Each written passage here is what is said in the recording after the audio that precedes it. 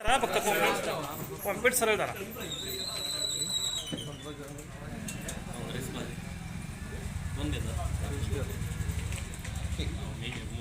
कोल्हापूर महानगरपालिकेची निवडणूक ही 10-11 वर्षानंतर होते आणि आपल्याला माहिती आहे या 5 वर्षामध्ये प्रशासक असल्यामुळं धूळ किंवा रस्ते ही सगळी परिस्थिती कोल्हापूरची बिकट होत चाललेली आहे. कचरा व्यवस्थापन बिकट होत चाललेलं आहे आणि मग यामध्ये चांगलं काम करणारे नेतृत्व पुढे आले पाहिजे या उद्देशानं आदरणीय सतीश पाटील साहेब असतील, श्री छत्रपती शाहू महाराजजी असतील यांच्या माध्यमातून आपण हे पॅनल सगळे जाहीर केले आणि काँग्रेस पक्ष असेल, शिवसेना असेल आणि अपक्ष असतील अशा पद्धतीनं आम्ही एकत्र होऊन ही लढाई उभा केलेली आहे. सगळ्याच प्रभागात मी भेटी देतोय आणि मला विश्वास आहे की आज प्रभाग 20 मध्ये मी आज दौरा केलेला आहे.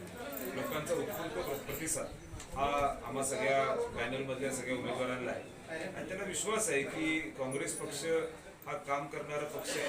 काँग्रेस पक्षाच्या माध्यमातून आदरणीय बंटी साहेब असतील किंवा आम्ही असेल हे कोल्हापूरचा विकास कसा होईल, कोल्हापूरला पुढे कसं घेऊन जाता येईल, एक चांगलं विजन कसं मांडता येईल या उद्देशाने आम्ही काम करतो. अनेक मंडळी समोरच्या बाजूला आश्वासनं देतात पण 5 वर्ष जेव्हा प्रशासक होतं तर तुमचे हात कुणी बांधले होते.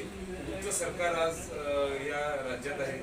एका बाजूला प्रशासक म्हणलं तर तुमचा त्यावर कंट्रोल आहे.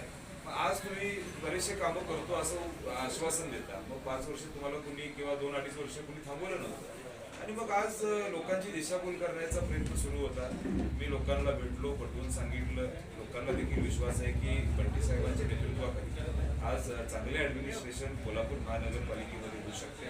आज जाहीरनामा आदरणीय बंटी साहेबांनी सांगितला.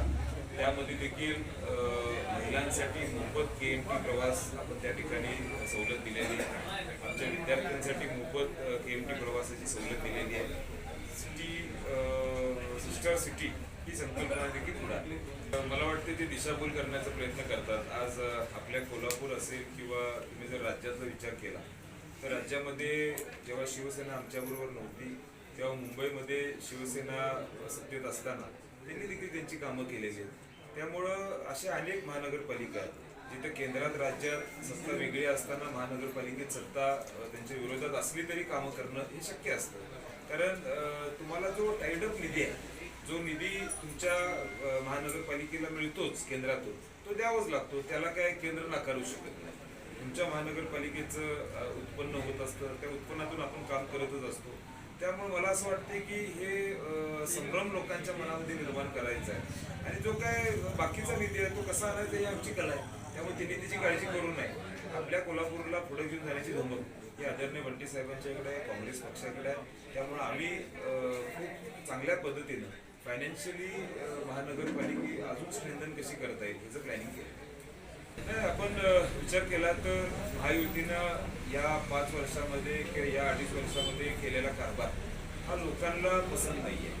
होणारा शेतकऱ्यांना त्रास, होणारे दिसणारे आपल्याला आपल्या कोल्हापूरमध्ये खड्डे किंवा कचऱ्याचे व्यवस्थापन, त्यामुळे लोकांना एक चीड आहे महायुतीबद्दल की ते फक्त बोलतात. ते आपण म्हणतो ना की रील्स असतात आणि आपण पहिली रील बघतो आणि 10वी रील आल्यानंतर पहिली रील कुठली आहे हे लोकांच्या लक्षात नसतं. तसं त्यांचे आश्वासन आहे.